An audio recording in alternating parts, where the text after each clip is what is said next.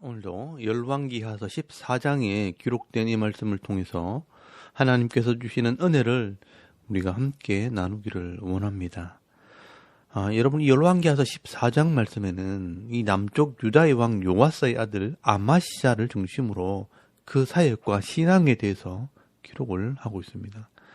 여러분, 이 아마시아 왕은 비교적 선한 왕, 정직한 왕으로 시작을 했지만 그의 결말은 자기 신복에게 죽임을 당하는 수치스러운 인생으로 끝이 나게 되는 왕입니다. 이 아마시아 왕은 약 29년간 나라를 다스리게 되는데 이 처음에는 정직히 행했다라고 말씀을 합니다. 여러분 3절에서 4절까지 말씀해 보시면 아마시아가 여호와 보시기에 정직히 행하였으나 그의 조상 다윗과는 같이 아니하였으며 그의 아버지 요아스가 행한 대로 행하였어도 오직 산당들을 제거하지 아니하였으므로 백성이 여전히 산당에서 제사를 드리며 분향하였더라라고 말씀을 하고 있습니다. 여러분, 이 요아스 왕은 이 왕으로서 정직하게 하려고 노력은 했지만 이 종교적으로는 문제가 있었다는 것입니다. 이 원래 백성들이 성전에 가서 예배를 드리고 속죄해야 되는데 이 성전에 가는 길이 멀고 험하기 때문에 그냥 집 앞에 있는 산에 산당을 짓고 예배를 드리는 것을 허용을 했다는 것입니다. 그래서 이 백성들은 이 산당에서 하나님을 섬긴다고 하지만 옆에 있는 우상들과 함께 섞여지면서 변질되어 가게 된 것입니다. 이 또 자기 아버지 요아스가 신복들에게 죽임을 당하기 때문에 그들을 심판하면서 6절 말씀에 이 모세의 율법책에 있는 대로 했다는 것을 보면 처음에는 이 하나님 말씀대로 살려고 노력도 했다는 것을 알 수 있습니다. 그래서 하나님께서 이 아마시아의 왕위를 지켜주시고 또 이 선지자들을 보내어서 은혜를 베풀어 주었습니다.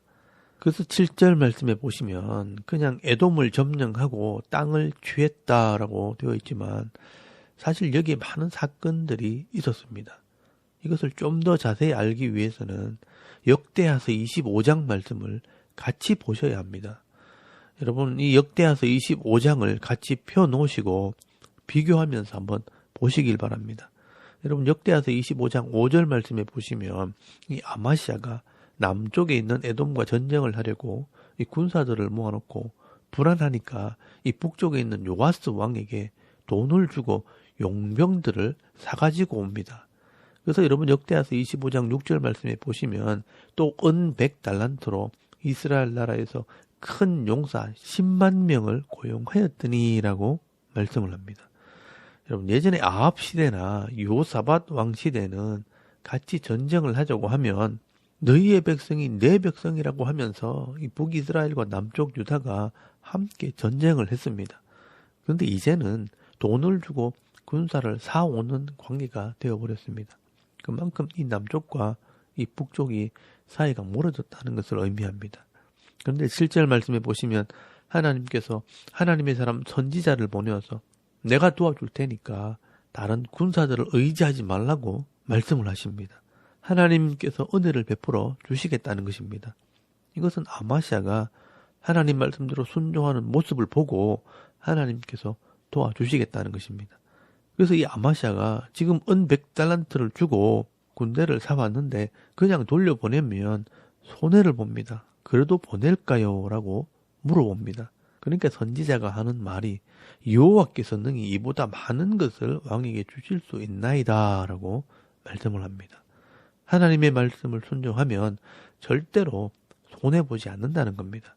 그래서 이 아마시아 왕은 하나님께서 손해보지 않게 하신다는 이 말을 듣고 이 이스라엘 용병들을요 그냥 돌려보내게 됩니다. 그런데 이 북쪽 이스라엘 사람들이요 전쟁을 하자고 불러놓고 그냥 가라고 했다고 화가 난 것입니다. 자기들을 무시했다고 생각을 한 것입니다. 그래서 여러분 13절 말씀에 보시면 이 이스라엘 사람들이요 돌아가면서 유다의 성읍들을 약탈을 하고요 3,000명을 죽여버리고 물건들까지 노략질해서 돌아가게 됩니다. 이 일 때문에 이 아마시아는요 북쪽 왕 요아스하고는 감정이 생겨버렸습니다. 어쨌든 이제 아마시아는 하나님께서 도와주심으로 에돔과 전쟁을 하게 되었고 그 전쟁에서 크게 승리하고 돌아오게 됩니다. 그런데 이 아마시아가요, 여기서 이상한 행동을 합니다. 하나님께서 전쟁에 이기게 하셨다는 것을 안다면 하나님께 영광을 돌리고 감사해야 하는데, 이 아마시아는요, 에돔에 있는 이 신들을 보고 그 신상들을 가지고 와서 그 신들에게 제사를 드리고 분향을 하게 됩니다. 여러분, 역대하서 25장 14절 말씀에 보시면 아마시아가 에돔 사람들을 죽이고 돌아올 때 세일 자손의 신들을 가져와서 자기의 신으로 세우고 그것들 앞에 경배하며 분향한지라라고 말씀을 하고 있습니다.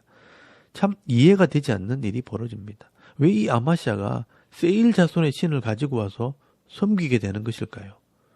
여러분, 이것을 가만히 생각해 보면요, 이 아마시아의 이런 신앙은 그의 할머니 아달랴와 그의 아버지 요아스 때부터 이어진 것입니다.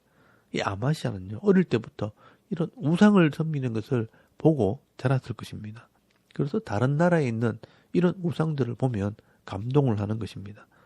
그래서 하나님께서 또 선지자를 보내서 저 백성의 신들이 자기 백성을 구원하지 못했는데 왜 왕은 그 신을 들고 와서 그 신에게 구합니까? 책망을 합니다. 그런데 이 아마시아가요, 이제는 그 선지자의 말을 듣지 않습니다. 여러분, 역대하서 25장 16절 말씀해 보시면 누가 너를 왕의 모사로 삼았느냐, 그치라, 어찌하여 맞으려 하느냐 하면서 이 선지자를 무시하기 시작하는 것입니다. 그래서 하나님께서 이 북쪽에 있는 요아스 왕을 통해 또 이 아마시아를 치시게 되는 것입니다. 여러분, 이 북쪽의 요아스 왕도 악한 왕입니다. 그러나 이런 악한 왕을 통해서 이 아마시아를 치심으로 우상을 섬긴 죄를 심판하시는 것입니다. 그래서 이 남쪽에 있는 아마시아는요, 북쪽에 있는 요아스 왕과 전쟁을 하게 됩니다. 겉으로는 일전에 이스라엘 용병들이 유다 성읍을 약탈했기 때문에 그것을 복수하기 위한 전쟁을 하는 것이지만 사실은 하나님께서 이 남쪽 왕 아마시아를 치시는 것입니다. 그래서 여러분, 북쪽의 요아스 왕이 내려와서 이 남쪽 유다 왕 아마시아를 치고 모든 것을 다 빼앗아가 버립니다. 여러분, 열왕기하서 14장 13절에서 14절까지 말씀해 보시면 이스라엘 왕 요아스가 베세메스에서 아하시아의 손자 요아스의 아들 유다 왕 아마시아를 사로잡고 예루살렘에 이르러 예루살렘 성벽을 에브라임 문에서부터 성 모퉁이까지 400규빗을 헐고 또 여호와의 성전과 왕궁 곳간에 있는 금, 은과 모든 기명을 탈취하고 또 사람을 볼모로 잡고서 사마리아로 돌아갔더라라고 말씀을 합니다. 여러분, 이 북쪽의 요아스 왕이요, 예루살렘 성 중에 이 북쪽으로 향하는 성벽을 이 에브라임 문에서부터 400규빗을 다 헐어버리고요, 또 성전과 왕궁에 있는 이런 모든 보물들을 다 빼앗아가게 됩니다. 그리고 역대하서 25장 20절 말씀에 보시면 왜 이렇게 되었는지 그 분명한 이유를 기록해 놓았습니다. 아마시아가 듣지 아니하였으니 이는 하나님께로 말미암은 것이라, 그들이 에돔 신들에게 구하였으므로 그 대적의 손에 넘기려 하심이더라라고 기록을 하고 있습니다. 여러분, 이 남쪽 유다왕 아마시아가요, 선지자의 말을 듣지 않고 또 에돔의 신을 섬기게 될 때 하나님께서 이 북쪽 요아스의 왕의 손에 넘기셨다라고 말씀을 하고 있는 것입니다. 여러분, 이쯤 되면 이 아마시아가요, 생각을 해봐야 합니다. 뭐가 잘못되었는가? 이 에돔의 우상을 버리고 회개했어야 하는 것입니다. 그런데 이 아마시아는요, 이렇게 어려움이 오고 수치를 당했을 때도 왕의 자존심을 버리지 않았고요, 끝까지 회개하지 않습니다. 그래서 하나님께서는 자기 아버지 요아스가 신복에게 반역을 당해 왕으로서의 수치스러운 죽음을 당한 것처럼 똑같이 자기 부하들에게 부끄러운 죽임을 당하게 하십니다. 여러분, 역대하서 25장 27절 말씀에 보시면 아마시아가 돌아서서 여호와를 버린 후로부터 예루살렘에서 무리가 그를 반역하였으므로 그가 라기스로 도망하였더니 반역한 무리가 사람을 라기스로 따라 보내어 그를 거기서 죽이게 하고 그의 시체를 말에 실어다가 그의 조상들과 함께 유다 성읍에 장사하였더라라고 말씀을 하고 있습니다. 여러분, 그의 아버지 요아스처럼 이 아마시아 왕은 우상을 섬기다가 하나님을 버림으로 부하들에게 죽임을 당하는 이 부끄러운 왕이 된 것입니다. 여러분, 이 아마시아 왕은 처음에는요, 하나님의 은혜를 입었던 사람입니다. 세상의 힘을 의지하지 않고 하나님께서 도와주시는 은혜로 승리하며 살았던 사람이었습니다. 그런데 이 아마지아의 실수는요, 세상의 우상과 세상의 힘을 놓지 않는 죄가 있는 것입니다. 마치 예수님께서 비유하신 이 마음밭의 비유를 보면 가시밭 같은 사람입니다. 하나님의 말씀도 따라 살면서 세상의 유혹과 세상의 힘을 같이 붙들고 있는 것입니다. 여러분 마태복음 13장 22절 말씀에 보시면 가시떨기에 뿌려졌다는 것은 말씀을 드러나 세상의 염려와 재물의 유혹에 말씀이 막혀 결실하지 못한 자요라고 말씀을 합니다. 그래서 말씀대로 하는 것 같은데 결국은 이 세상의 욕심도 같이 가지고 있기 때문에 말씀대로 살지는 못합니다. 그래서 그 삶에는 결실이 없고 열매가 없는 것입니다. 예수를 믿어도 전혀 삶의 변화가 없는 것입니다.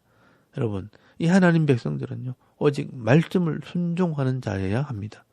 복 있는 사람은 악인의 길을 따르지 않고 죄인의 길에 서지 않는 것도 해야 하지만 오직 여호와의 율법을 즐거워하여 그 율법을 주야로 묵상하는 자로다라고 말씀을 하고 있습니다. 여러분, 이 하나님 말씀을 깨달아 온전히 순종하려고 할 때 하나님의 은혜가 나를 따라다니는 것입니다. 다윗이 고백하지 않습니까? 여호와의 선하심과 인자하심이 정녕 나를 따르리니 내가 여호와의 집에 영원히 살리로다. 여러분, 오늘도 우리가 이 하나님 말씀으로 시작했다면 끝까지 갈 수 있기를 바랍니다. 끝까지 인내하며 신실하게 이 말씀대로 살아갈 때 의의 면류관, 이 시들지 않는 생명의 면류관을 받아 누리는 거룩한 백성들이 다 되실 수 있기를 주의 이름으로 축원합니다. 아멘. 우리 잠깐 기도드리겠습니다. 오늘도 이 하나님 말씀대로 순종하고 끝까지 충성하는 주의 백성들이 되게 하옵소서. 또 나라와 민족과 섬기는 교회와 자녀들을 위해서 여러분 기도하시고요. 오늘 내가 해야 할 일들을 하나님께 맡기시고 기도하면서 오늘 하루 삶을 또 시작할 수 있길 바랍니다. 다 같이 우리 하나님께 한번 기도드리겠습니다. 살아계신 하나님 은혜를 감사합니다. 오늘도 이 아침에 하나님을 예배하게 하시옵소서.